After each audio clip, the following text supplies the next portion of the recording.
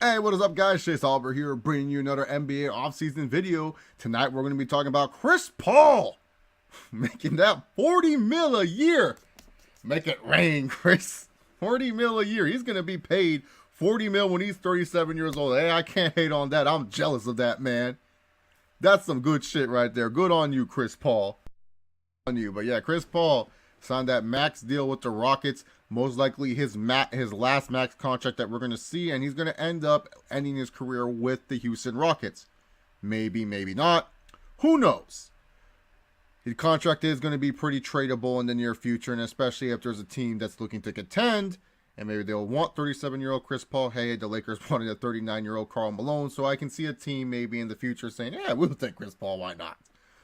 But overall, for the Houston Rockets, I remember last year, a lot of people were wondering when this trade happened. You're like, okay, Chris Paul went to the Rockets. How's this going to work? James Harden is a dominant shooting guard. You know, a lot of people always joked around and said, hey, James Harden's really the point guard, not really the shooting guard. He's a point guard that plays a shooting guard position. Chris Paul is not really a good natural fit with James Harden because Paul is more of a, not really a three-point shooter. He's more of a ball-dominant guard himself. So how is this going to work? And we saw that it worked out pretty well. Really well, in fact, because the Houston Rockets had the first seed in the conference, and Chris Paul helped James Harden pretty much get an MVP award, his first one.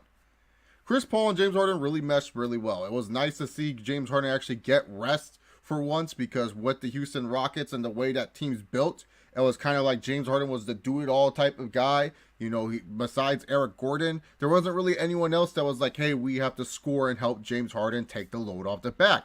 Chris Paul ended up being that guy where he would play for like the first 6 minutes in the first quarter. Then he would take a break. And then later on, Chris Paul would be out with the second unit and would make the second unit guys better. And then not only that, torch other teams' second units. It was like a really good relationship with Chris Paul and James Harden. So overall, it's like, wow, you know, the Rockets able to keep Chris Paul. That's awesome. Just to me personally, I look at this contract and I'm like, that's not awesome. Look, I'm not going to deny Chris Paul, personally one of my favorite players to watch. One of the best point guards of this era. Not going to say of all time, but of this era, one of the best point guards. It was nice to see the guy finally make a Western Conference Finals. You know, I thought I would never see that in my lifetime, but it's nice to see the guy make the Western Conference Finals. But the thing is with Chris Paul is this.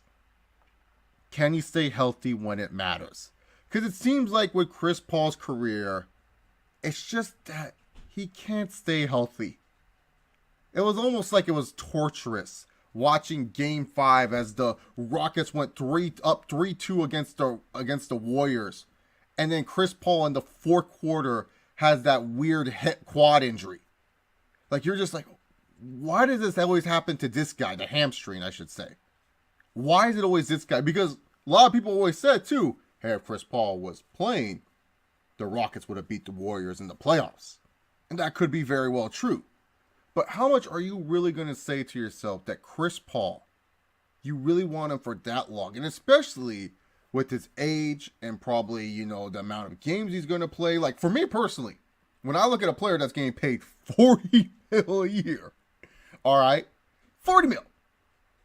I would expect that player to be someone that plays around, you know, 68 out of the 82 games a year. You know, Chris Paul, knowing his history, yeah, I don't see that happening.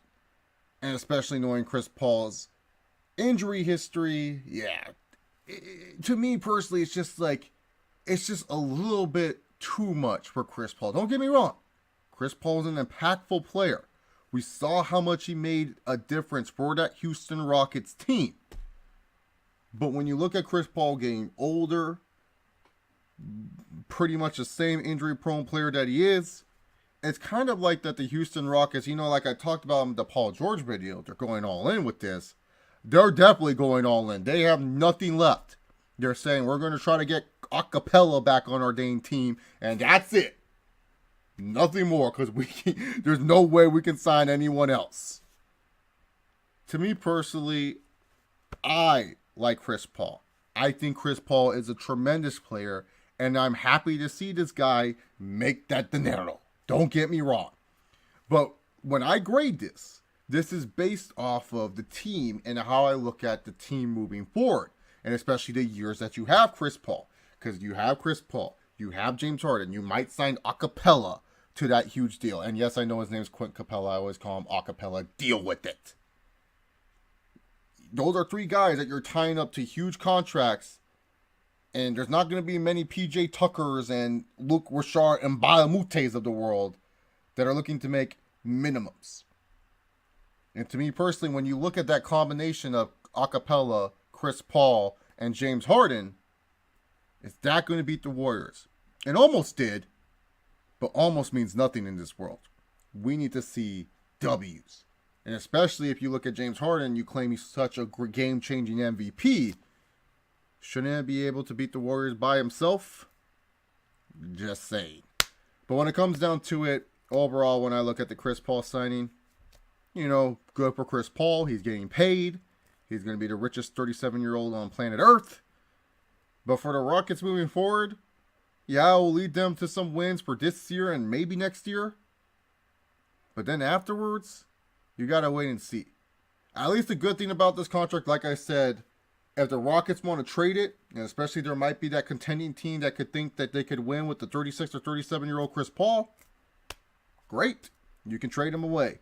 Because, this contract looks big, but once all the Supermax and all the new CBA starts expanding a little bit more in a few couple years, this contract won't be as bad. But overall, though, this contract is just kind of meh. The Rockets will still be one of the top teams in the West, which is good.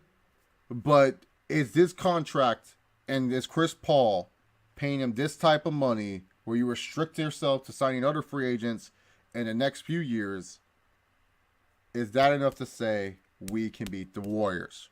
Let me know what you guys think in the comment section down below. I'm happy that you got paid, Chris Paul. You have earned that money, my friend.